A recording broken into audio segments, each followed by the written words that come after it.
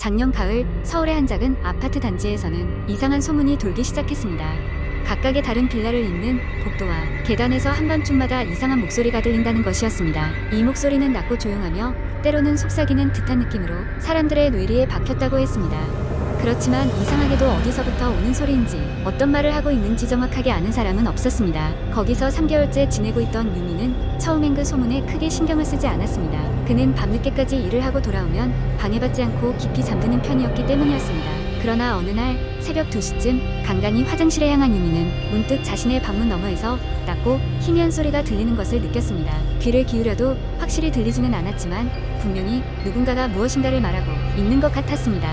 그날 이후로 유미는 밤마다 같은 소리를 듣기 시작했습니다. 목소리는 점점 더 선명해졌고 어떤 날은 마치 바로 자신의 귀 옆에서 누군가가 속삭이는 것처럼 들렸습니다. 한밤중에 깨있는 것이 불편해진 유미는이 소리가 단지 환각이거나 피로해서 오는 현상일 것이라고 자신을 달랬습니다. 그렇지만 다른 이웃들이 같은 경험을 하고 있다는 것을 알게 된 그는 궁금증과 불안함의 인터넷 커뮤니티의 사연을 올려보기로 했습니다. 유민의 글은 순식간에 많은 이들의 관심을 받았습니다. 비슷한 경험을 한 사람들, 호기심이 많은 이들, 그리고 이를 단순한 도시 전설로 취급하는 사람들 등 다양한 댓글이 달렸습니다. 그런 가운데 누군가가 제안했습니다. 녹음기를 설치해봐요. 소리가 클 때마다 자동으로 녹음되게 설정하면 무슨 소리인지 알 수 있을 거예요. 이 제안을 받아들인 유미는 다음날 소형 녹음기를 자신의 문 근처에 설치했습니다. 그리고 그날 밤 다시 그 소리가 들리기 시작했을 때 녹음기는 작동을 시작했습니다. 다음날 아침 그는 녹음된 파일을 들어보았습니다. 처음에는 그저 잡음이나 긁적거리는 소리들, 그러나 그 중에는 분명한 소리가 귀를 찌르고 지나갔습니다. 돌아가. 음성은 낮고 뒤틀린 톤으로 무엇인가를 명령하고 있었습니다. 소름이 돋은 유미는 이 녹음을 커뮤니티에 올렸고 전문가라 불리는 한 사용자가 도와주기로 했습니다. 그는 소리를 분석한 후 유민에게 충격적인 메시지를 보냈습니다. 이건 단지 목소리가 아닙니다. 여러 층에서 각각 다른 시간대에 녹음된 목소리가 하나로 합쳐진 것입니다. 모든 목소리가 동일한 명령을 반복하고 있어요. 더욱 놀라운 것은 나중에 드러났습니다. 분석 전문가에 따르면 각기 다른 목소리들 사이에는 시간상 연속성이 존재하지 않았습니다. 마치 과거와 현재, 미래의 사람들의 목소리가 동시에 재생되는 것처럼 들렸습니다. 이 정보는 유민과 이웃들을 더욱 혼란스럽게 만들었습니다. 결국 아파트 주민들은 모여 이 현상을 해결하기 위해 전문가를 부르기로 했습니다. 여러 검증을 거친 끝에 그들은 이 소리가 아파트 단지의 장소 기록과 연관이 있을 것이라는 결론에 이르게 되었습니다. 과거 이 장소에 있던 여러 사건들이 어떤 통로를 통해 현재에 영향을 미치고 있다는 것이었습니다. 어느 주말 유민과 몇몇 주민들은 과거 이곳에서 벌어졌던 사건들을 조사하기로 했습니다. 그 결과 이 땅은 오래전부터 여러 미신과 괴담의 중심지였던 것이 밝혀졌습니다. 이들이 결론 내린 해답은 소리가 아닌 그 땅 그 자체에 주의를 기울이고 조심하는 것이었습니다.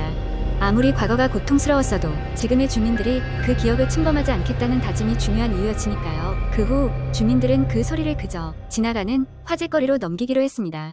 그리고 언젠가 새벽에 다시 그 소리가 들려도 그저 상대하지 않고 잠에 들기 시작했습니다. 그 목소리의 의미도 과거의 이야기들도 어느새 일상 속으로 스며들었고 그렇게 소문은 이내 사그라들었습니다.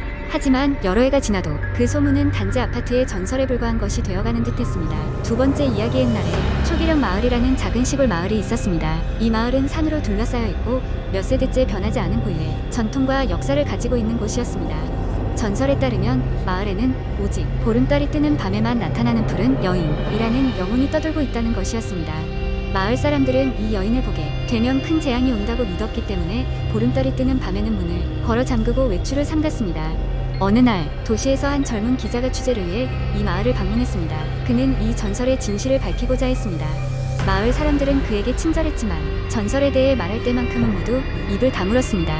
호기심이 많은 기자는 마을 장로님을 찾아가 전설에 대해 물었습니다. 장로님은 머뭇거리며 그 여자를 보면 안 돼, 절대 그 눈을 마주쳐서는 안 돼 라고만 말했습니다. 그러나 기자는 포기하지 않았습니다.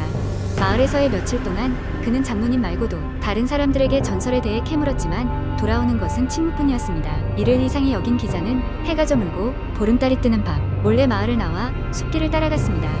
그 길은 보름달 아래 은은하게 빛나고 있었고 분위기는 음산했습니다. 그때 어디선가 부드럽고도 애잔한 음악 소리가 들려왔습니다. 그 소리를 따라가던 기자는 한적한 숲속 공터에서 흰 옷을 입은 여인을 보았습니다. 기자는 여인을 사진에 담으려고 카메라를 들었지만 이상하게도 렌즈가 흐릿해지고 카메라가 작동하지 않았습니다. 여인은 기자를 향해 천천히 다가오기 시작했는데 무엇인가 굉장히 슬퍼 보였습니다. 기자는 마주칠 눈이 없어 잠시 고민했지만 호기심을 이길 수 없었습니다. 기자는 여인에게 말을 걸었습니다. 당신은 누구세요? 왜 이곳에 있는 거죠? 그러자 여인은 작고 쓸쓸한 목소리로 대답했습니다. 나는 이곳의 수호자였지만 이제는 길을 잃은 영혼일 뿐이야. 너는 내 눈을 마주치지 말아야 했어. 나의 외로움이 너에게 전해질 테니까. 기자는 그제야 여인의 눈을 봐서는 안 될 것 같은 기분이 들었습니다. 하지만 그녀의 눈을 본 것은 이미 늦었습니다. 여인의 눈은 하늘빛처럼 푸르고 그 안에는 말로 표현할 수 없는 슬픔과 고독이 담겨 있었습니다. 그 후 기자는 그 여인의 말을 흉내내기라도 하듯 점점 생기를 잃어갔습니다. 마을을 떠나고 나서도 그의 기사는 발표되지 않았고 기자는 일을 그만두고 고향으로 돌아갔다는 소문만 남았습니다. 몇 년 후 기자가 사라진 후에도 그 기자의 이름은 다시 나오지 않았고 오직 그의 노트북 속에 남아있는 푸른 여인의 흔적이 그나마 그가 남긴 유일한 비밀이었습니다. 전설에 따르면 그녀를 본 사람은 길을 잃게 된다고 했습니다. 기자도 그렇게 길을 잃었고 자신이 초기령 마을에 다녀온 기억조차 희미해지며 영원히 그녀와 함께 그 시절에 갇혀버린 듯 했습니다. 하지만 그가 남긴 글과 사진며 장은 여전히 인터넷에 떠돌면서 수많은 사람들에게 여전히 오싹한 공포감을 전하고 있었습니다. 마을 사람들은 그날 이후로 더는 그 기자에 대해 언급하지 않았습니다.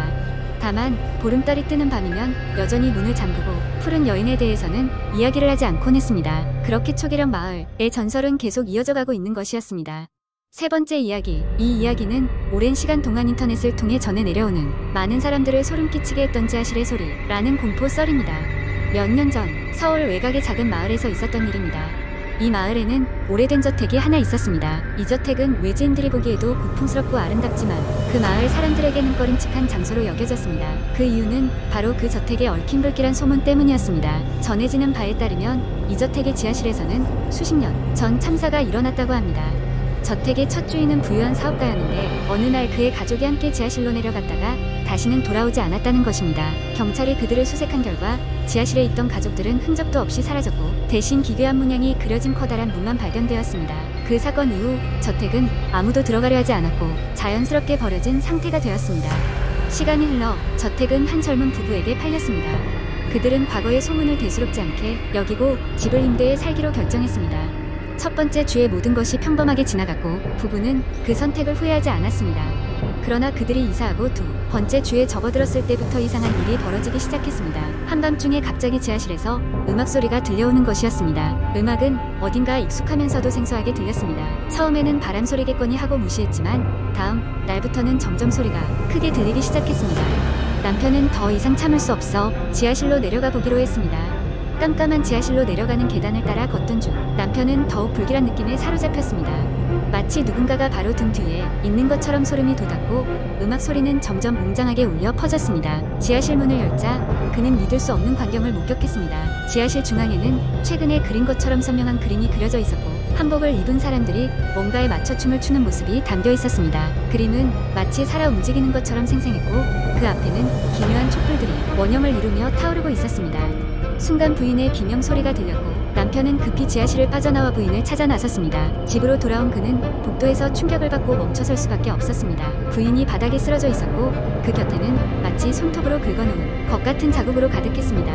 그는 즉시 경찰을 불렀고 경찰은 조사를 시작했습니다. 마을 주민들은 그 사건을 듣고 옛날 얘기를 꺼내기 시작했고 지하실에서 흔적 없이 사라진 가족의 이야기가 다시 수면 위로 떠올랐습니다. 과연 그 지하실에는 어떤 비밀이 숨겨져 있는 것일까요? 부부는 결국 그 저택을 떠나기로 했고 그 이후로 저택은 다시 버려진 채로 남게 되었습니다. 그러나 한밤중이면 여전히 그 저택 지하실에서는 기이한 소리와 함께 음악이 잔잔하게 울려 퍼진다고 합니다. 혹시라도 이 저택을 방문하게 된다면 무심코 지하실 문을 열지 않도록 주의하세요. 무엇이 당신을 기다리고 있을지 알 수 없으니까요.